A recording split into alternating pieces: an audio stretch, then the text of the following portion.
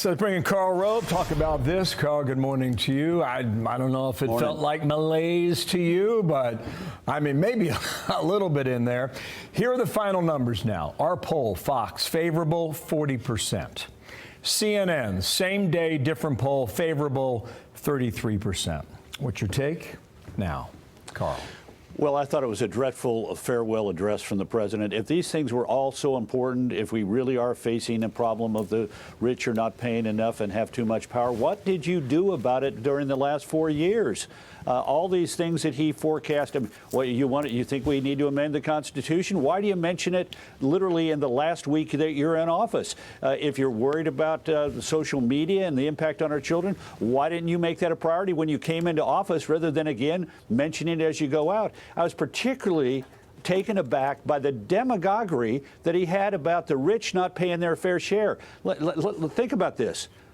1%, the top 1% of earners in America pay 40% of the income tax revenue that we have. The top 5% pay 61%. The top 10% pay 72% of all the money that we get from the income tax. The bottom 50%, that is to say half of the people in America who are working and paying income tax, pay 3%. And the bottom 75% pay 30%, and the top 25%, 70%. So, Mr. President, would you please stop attacking people who've been successful in their lives? Some of those 1%, incidentally, are on that list for 1 year. They sold the business. They sold the family farm. They pop up into the 1%. And again, if this is such a problem, if this is the existential threat to America, why didn't you do anything about it and make it a priority for the last 4 years? All the billionaires are giving them money for that campaign. Yeah. Go ahead, Dana. Well, I found a couple of things, Galling. One of them, he said we have to get dark money out of politics. Just last week, he gave George Soros the Medal of Freedom at the White House. And if you talk about Arabella advisors, I mean, there's your dark money guys on the left-hand side of the column. But the other thing is this, look at this Gallup poll. Americans have seen very little progress in all sorts of areas, you name them, from the federal debt, immigration, taxes. I want to ask you one thing about the economy, because this was happening during the campaign, and I could not believe that they were trying to get away with it. But Biden did it again last night.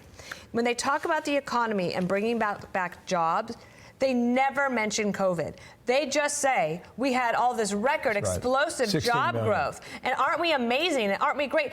The entire premise of his presidency was based on the fact that he was going to get everything back to normal after COVID. I think that it's just unbelievable that they try to get away with saying that all the job growth came because of their great innovation. Yeah, well, look, the masses are not asses. The American people understood that he had a dreadful record on the economy and that the claims that he was making during the course of the last 4 years, particularly this last year of campaigning, were inaccurate. Think about this.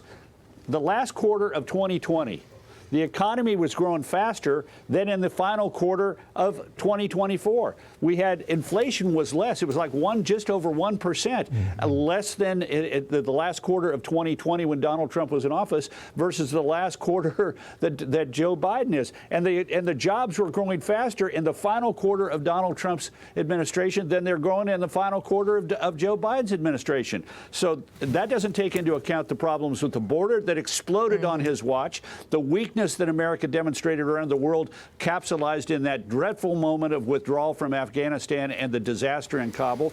And then the consumer confidence is growing today because he's going out. So, yeah, look, this has just been pitiful. It is an appropriate end to a dreadful administration.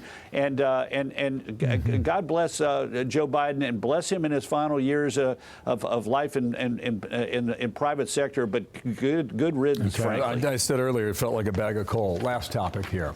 Washington Post, very long interview with the outgoing First Lady Jill Biden. A lot of details in there, some still, the holes need to be filled in. Here's a key line about a relationship with Nancy Pelosi. It's been on my mind a lot lately, and we were friends for 50 years. It was disappointing. She's talking about June and July for the transition for Biden to get out and Harris to be elevated. How do you think that final chapter is written, Karl?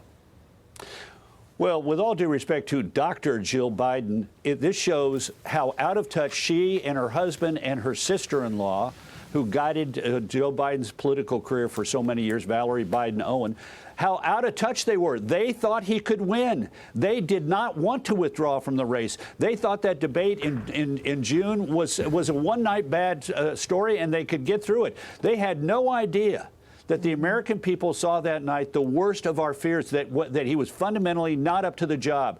And they are so concerned about their own place and the enjoyment of the White House and Camp David and so forth, that they didn't understand that this was bad for the country, that it was bad for their own party. And for her now to be angry at Nancy Pelosi for saying he is not up to it and he will lose and he will tear down our party is ridiculous. The right thing for him to have done was to have gotten out immediately after the debate and maybe not to have run at all, because he was not up to it. We knew it.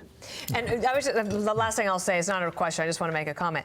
Because when I read that piece, I thought, okay, well, you could be friends with someone for 50 years, but at the end of that 50-year friendship, if you say, Nancy, you should really jump off this bridge. We'll follow you. I mean, that's what they were asking all of the Democrats to do. They were asking everyone to jump off the bridge. Yep. Don't believe what happened on June 24th, or excuse me, 27th. He's up to the job. Nobody believed that. It was time for him to go, and they're wrong to blame Nancy Pelosi wicked for game in politics in D.C. Carl, nice to see you today. You came in hot. I'm Steve Ducey. I'm Brian Kilmeade. And I'm Ainsley Earhart. And click here to subscribe to the Fox News YouTube page to catch our hottest interviews and most compelling analysis.